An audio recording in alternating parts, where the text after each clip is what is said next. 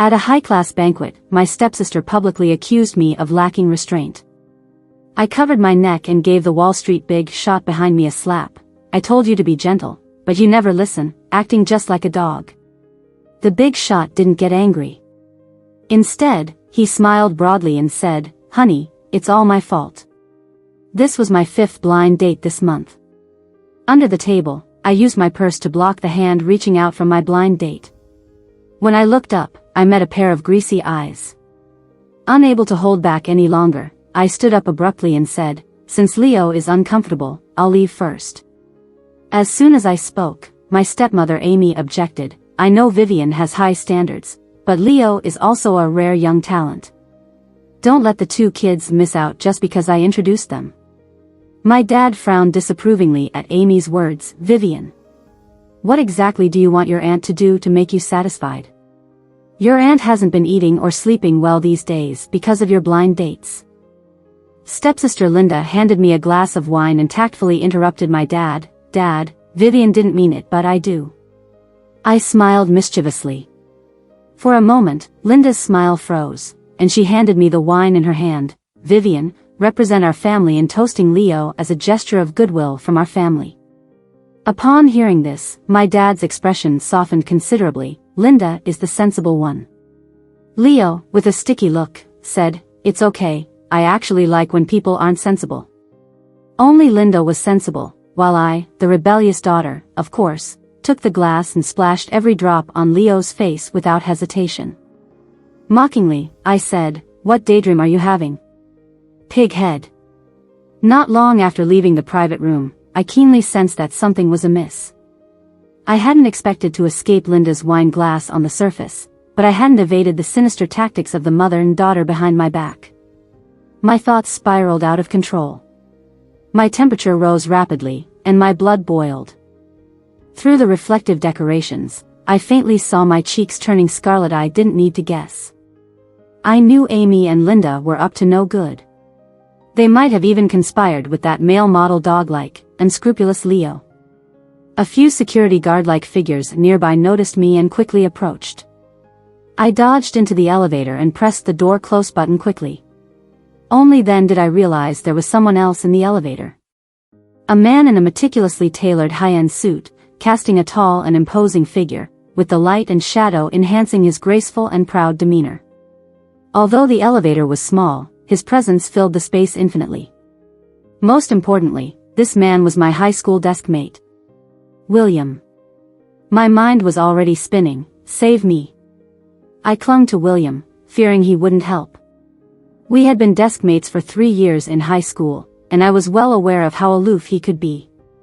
At least at this moment, he was the only person I could trust. My limp limbs slid uncontrollably. As my consciousness faded, he lifted me up with one hand. When I woke up, I was in a hotel room. The symptoms on my body hadn't eased but had worsened. I endured the discomfort and already planned how I would deal with Amy and Linda the next day.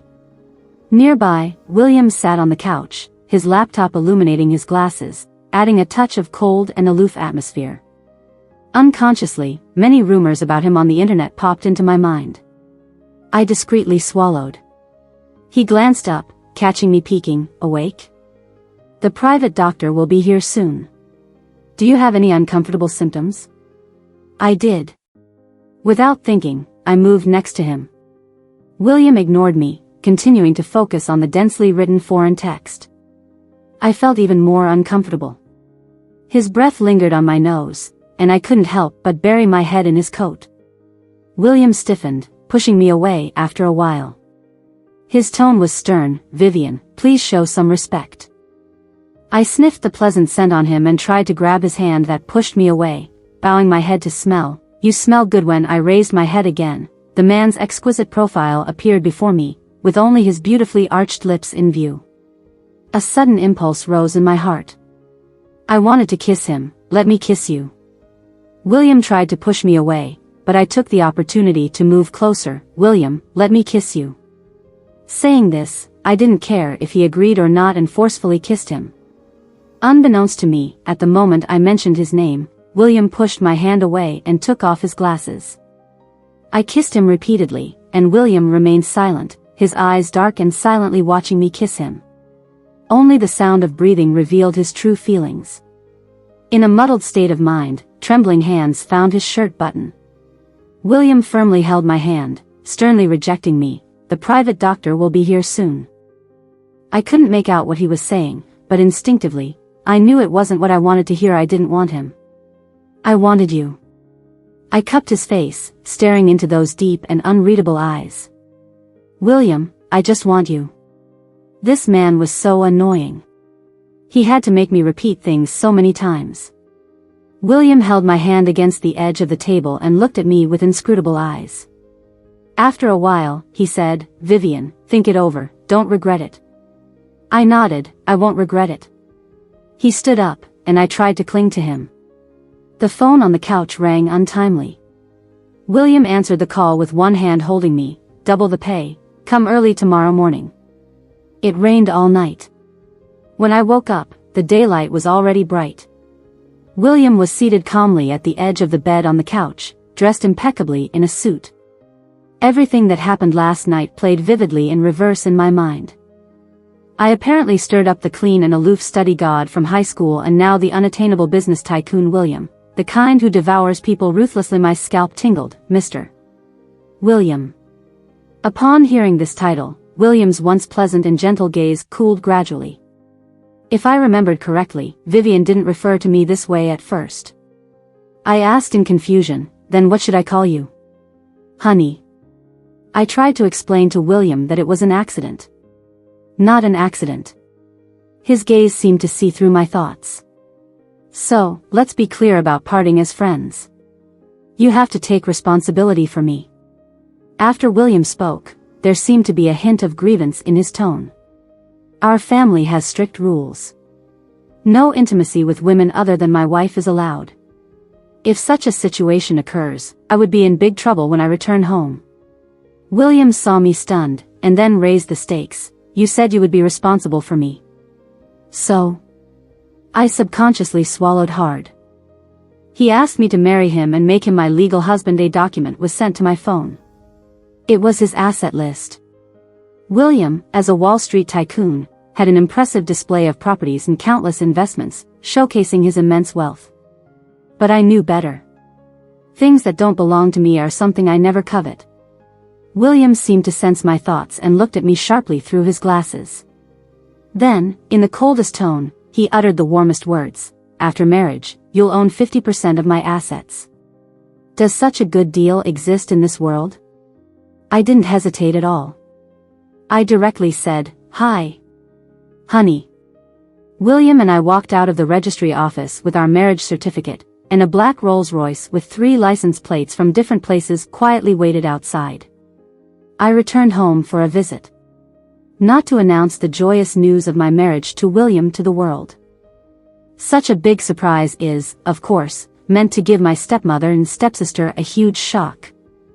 I casually walked in, and grabbed a brick from the flower bed at the door in the living room. Linda was the first to see me. "Dad. Mom. Vivian is finally back. Where did you go last night? How come you changed your clothes? And it's a new limited edition Hermes." Linda hinted at my overnight absence, stirring up my dad's anger. Linda continued to provoke. "Dad." I took a few more steps, revealing the brick in my hand. Her pupils widened in shock, unable to continue her sentence. "What's going on?" My dad, on the sofa, turned to look at her impatiently. Amy also noticed the brick in my hand. Her face instantly turned pale. I grinned and said, "It's nothing. Just came back to get some stuff." With that, I ignored the family of 3 and headed straight to the second-floor bedroom. In the living room, Amy, with a caring mother facade, dutifully worried about my marriage. Angry, my dad scolded her as a disobedient daughter. However, he didn't dare mess with my position at the company. After all, I was his only biological heir. Linda was only a year younger than me. Amy was one of my dad's secretaries before, and Linda, rumored to be my dad's illegitimate daughter. After my mom's death in a car accident, Amy quickly married my dad with Linda in hopes of inheriting the family fortune. She spent years sowing discord in our relationship, which deteriorated further. Last year, when I returned from studying abroad and started from the grassroots level in the company, gradually earning recognition from the senior members. A month ago, my dad revealed his plan for me to become the deputy director and gradually take over the company. Amy, eager to bind me for her own interests, came up with the idea of blind dates to interfere with my marriage. But she underestimated us from such a family. We weren't fools. On Linda's first day at home, I presented the DNA test that I had kept secretly enhanced, showing that we had no blood relation. My dad promised me that the only inheritor would be me. However, he also asked me to turn a blind eye to Amy and Linda. When they provoked me willingly, I played along with them, but in my eyes, they were just annoying fleas. If they dared to scheme against me, I was ready to fight back. My dad wasn't pleased with this. He stopped me just as I was about to leave the room. He touched me with a sentimental note. I'm getting old and I just want someone warm by my side. Inheritance for you. It's a shame, now. I went down the stairs before my luggage did. When Linda saw me, she exaggeratedly covered her mouth. Don't make Dad angry again. If he finds out you're living with another man. I sneered and said, if you have time to care about me, you'd better worry more about yourself. Seeing me calm, Linda felt suspicious and hurried to her room. I walked out of the villa nonchalantly. Behind me came Linda's sharp exclamation. I laughed like an antagonist in a novel. The brick is big, hold tight. After work, I drove to the bridal chamber. The decoration was minimalistic. It seemed like changes had been made to welcome a new mistress, tailored to my lifestyle. After a quick tidy up, I happily prepared to enjoy the life of a rich husband who never comes home after marriage. I also texted my high school friend and bestie, Maria, the news of my marriage. I was just about to reply when the door of the master bedroom swung open. William was wrapped in a towel around his waist, water glistening on his hair. The striking image instantly shocked me. Before I could react, my phone buzzed again. Maria sent a voice message. Why didn't you just go for it? I heard men in high spirits are harder than diamonds, but alas, men decline after 25. As Maria sighed on the voice message about my supposedly blissful life as a married person, I desperately tried to stop the message, accidentally triggering the speaker. The world fell silent at that moment. Well, the anxiety hanging over me finally dissipated. I wouldn't know if I'm going downhill until I try it. What do you think? Oh no. What to do if I offend my husband on the first day of marriage? I was lost in my thoughts until William picked me up from the bed and brought me to the dining table. I discreetly took out my phone, finding over a dozen unread messages from Maria. The last one, sent an hour ago, said, just realized, married people like you are the worst. I looked up and saw William sitting opposite to me. His eyes were soft as they landed on my hand, holding a pigeon egg-sized diamond ring. And his own ring was quietly resting on the table, waiting for its owner to put it on. My heart raced for a moment. William, seeing my lack of reaction, took the initiative. Vivian. Huh. This wasn't a business union, and we had no emotional foundation before marriage, so I hoped we could develop feelings after marriage. I quickly agreed, sure. Now, you can put the ring on your new husband. I hastily put the ring on his hand. This man had quite a few tricks up his sleeve. After that day, with William's relentless efforts, our relationship gradually warmed up. Sometimes we even had the illusion that we were like a newlywed couple in love. Until Linda posted a group photo, with the caption specially pointing out the woman in the picture, screaming for the breathtaking love story of Wendy and William today. I bet you wouldn't guess it, but Wendy has been William's crush for many years. In the center of the photo, the legendary Wendy and William gazed at each other from a distance, as if a whole century had passed between them, touching anyone who saw it. During this time, my once fluttering heart was doused with a bucket of ice-cold water. It was so ridiculous. I threw the cufflinks I had given to that cheating man into the trash can. He didn't deserve them. Maria saw this post and immediately forwarded it to me.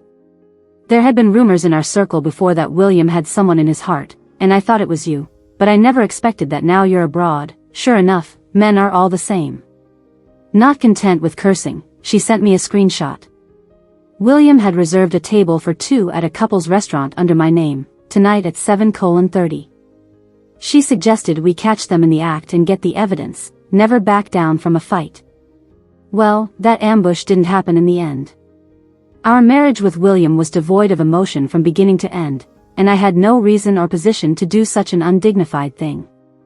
We changed venues midway. Maria owned 10 male model agencies. With Maria, the big boss, the most stunning male models from all her agencies were called to my side.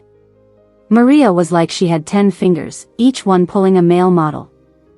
I sat on the side, one glass of various types of cocktails after another in a tipsy state. A young man sat next to me. He said he was a college student doing part-time work, not like those extravagant ones outside. By that time, Maria had disappeared into some corner with one of the male models. The young man was indeed understanding, truly gentle and kind as a good friend had promised. I leaned on the young man's abs and burst into tears. Crying for my budding love that died, William. That cheating man will never amount to anything his whole life. The dazzling lights were suddenly blocked by a slender figure, casting a dark shadow in front of me. A familiar voice whispered in my ear, "Is this how you accuse me of cheating, while in another man's arms, my dear?" William stood in the backlight, his expression vague. The terrifying aura around him revealed his current mood. I turned my head away, not wanting to look at him. But William kept approaching me, and the next moment, he suddenly felt lighter. He lifted me horizontally, his strong arms making me struggle in vain. "William, you jerk. Can't you find your sweetheart to ruin my game? Are you even a man?" I was a fool, truly, trusting men are doomed for life. William tried to speak several times, but I cut him off each time. Until at last, he sighed helplessly and said, "Let's talk about it when we get back." By the time William carried me into the car, I was already halfway sober from my tipsiness. Realizing that I was still in his arms, I pushed him away with both hands, struggling to sit up. "Get away from me. Something's poking me." As soon as I said that, the car fell into silence. The driver felt like he should be under the car instead of inside it. It wasn't until William chuckled softly that I finally reacted, feeling as if struck by lightning. He leaned in to speak, his voice resonating with a delicate sound in the air. "Vivian, regarding your accusations just now, I can only prove my innocence." My face suddenly flushed with heat. "I waited for you in the restaurant for 2 hours, couldn't see you, had to use some means to find you. Just I didn't expect you to have this side to you." I took out my phone and saw a bunch of missed calls and unread messages from William and my assistant. Realizing I had made such a big misunderstanding, I felt my scalp tingle. The accusations I made against William in the club just now were undeniable. He seemed angry. Thinking about being in his arms now, I dared to not struggle anymore. No. He didn't physically cheat tonight, but emotionally cheating with another woman was a sure thing. I took out my phone, found Linda's social media, and demanded, "What's the deal with you and your ex rekindling things?" But halfway through, William's hand, which had been on my neck, suddenly squeezed and he forcefully kissed my lips. The minty breath mixed with anger invaded my mouth. Momentarily defenseless, I was conquered, retreating inch by inch. The air in my lungs gradually depleted, gasping for air, trying hard to turn the situation around, not even noticing when we arrived home. When the car stopped, I was pressing William onto the leather seat, wanting to turn the tables. The driver opened the door, and William pushed me aside and got out of the car. I was about to curse in my mind. In an instant, my body was lifted up. William carried me on his shoulder with one hand, holding my high heels in the other. In a cold tone, he said, "Don't move." Once inside the house, William still didn't let me go. He led me all the way to the study, where he placed me on the desk. He cupped my face, lowered his head, and kissed my lips again like a cat never satisfied. Until my oxygen was nearly depleted. I lost track of time. No infidelity. No moonlight tryst. His deep, rational voice sounded in my ear, "Only you."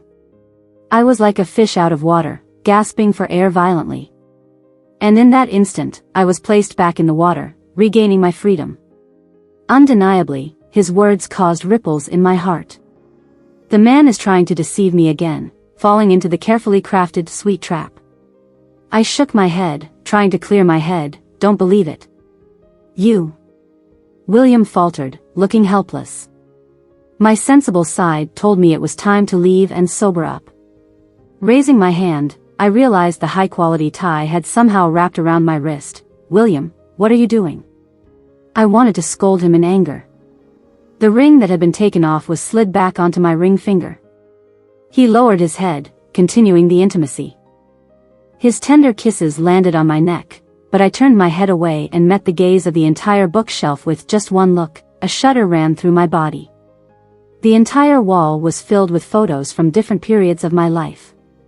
There were official photos of me winning competitions and performing in art evenings from high school, side profiles of me sleeping on the desk after class, close-ups of him standing behind me in the graduation photo, and even photos of me during my study abroad period. Suddenly, Maria's words came to my mind. The way William looked at you back then wasn't exactly innocent. Did William like me? Was William actually secretly in love with me? Small clues connected in my mind, revealing the truth. William's every unusual behavior suddenly made sense. I cautiously asked, William, do you like me? Without hesitation, his voice was as captivating as a siren from a deep-sea legend. I love you, Vivian. I could tell he was completely sober at that moment, his brain maintaining a basic level of logical thinking. Although those words undoubtedly pleased me, I was already sober by then. Some things needed to be cleared up. I untangled the tie from my wrist and pushed him away abruptly. You're not even in the same city as me in college. How do you have so many photos of me? I narrowed my eyes solemnly and began to interrogate him. I applied to study the major at your school separately. How come I never met you? William tucked a strand of my hair behind my ear. His voice seemed to hide a touch of tenderness. Every time I saw you, you were busy dating different foreign boyfriends. Feeling a bit guilty, I tried to sound tough. I was discussing academic issues. That's it. He chuckled lightly. If I hadn't seen you interacting warmly with the performing guests on the magic show, maybe I would have believed you. You were following me?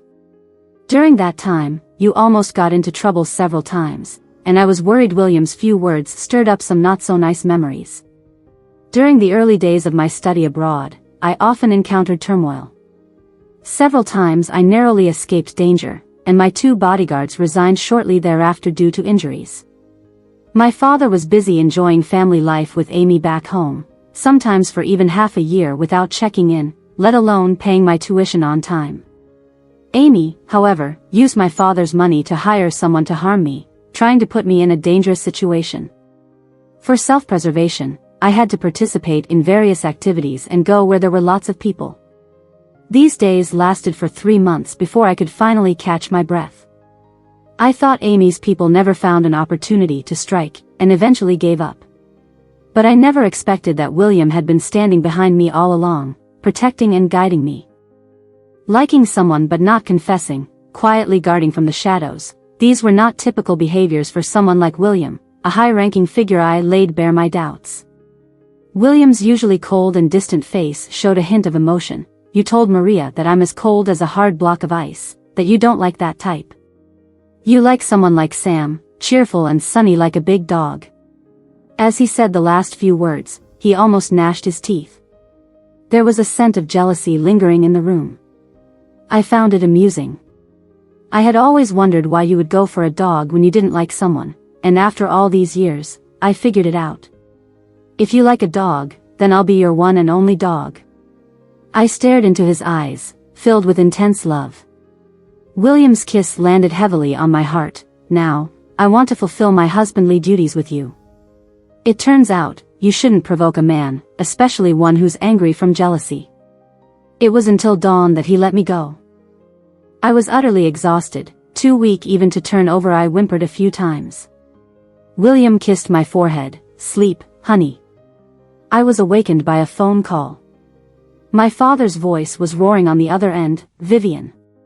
I hung up expressionlessly. Then, another call came in. It was Amy calling.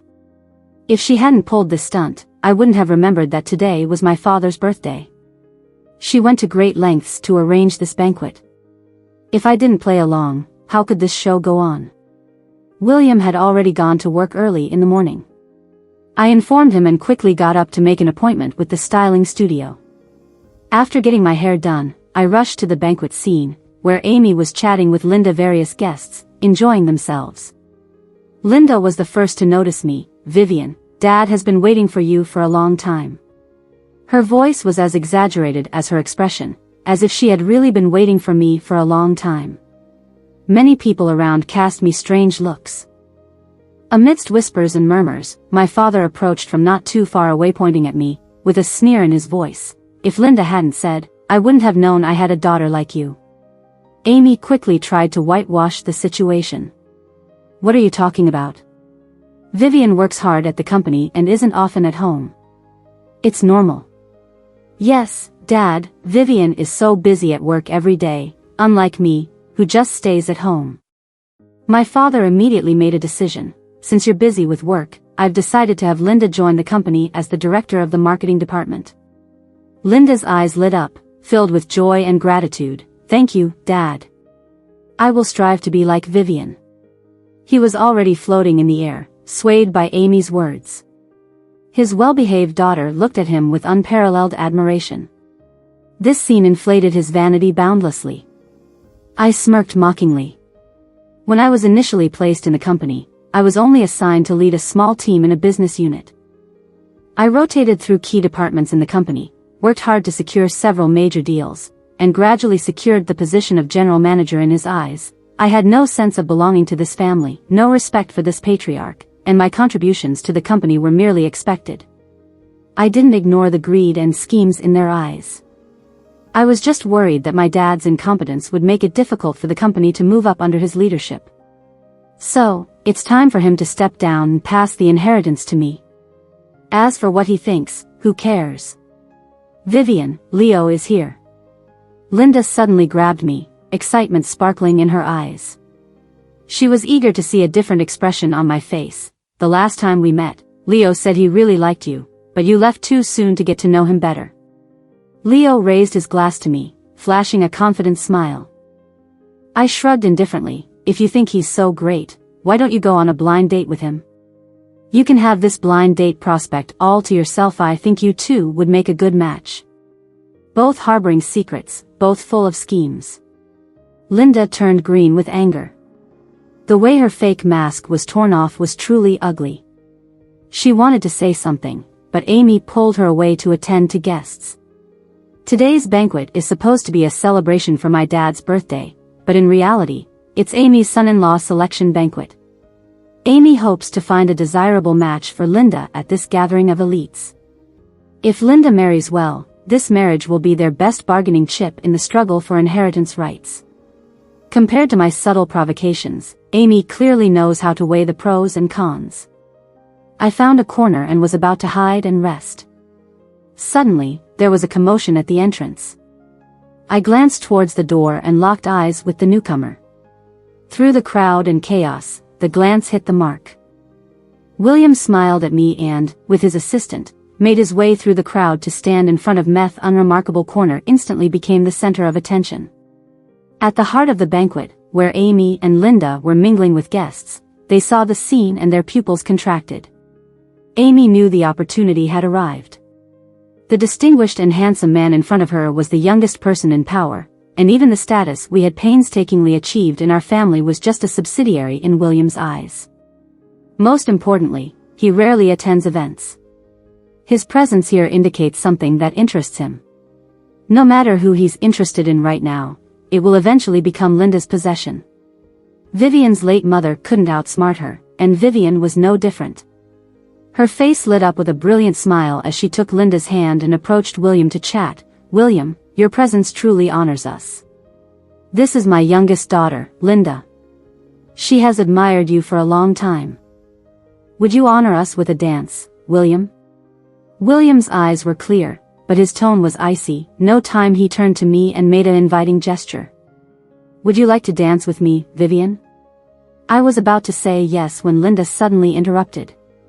Pointing at my neck, she said with feigned concern. What's this? Don't make Dad angry again. The last time you didn't come home at night, Dad ended up in the hospital because of you. And also, my friends saw you alone in the hospital last time. You should take care of yourself, even if it was a misunderstanding.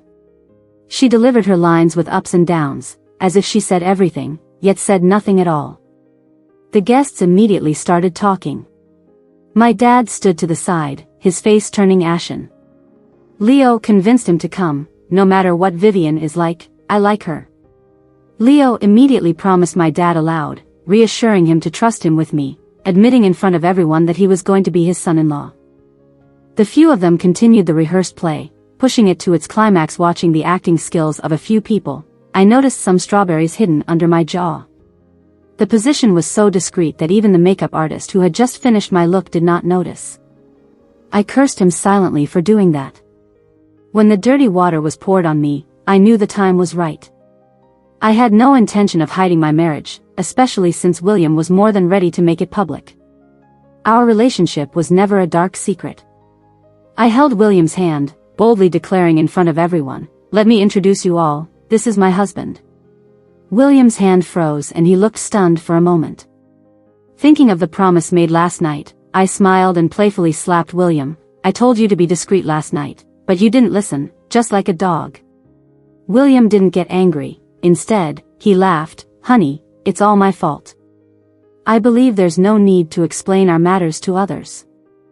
Linda, who had just shed a few tears, froze. Amy's face turned extremely unpleasant. "Vivian is my lawful wife, and I don't want to hear any slander or defamation against her from others.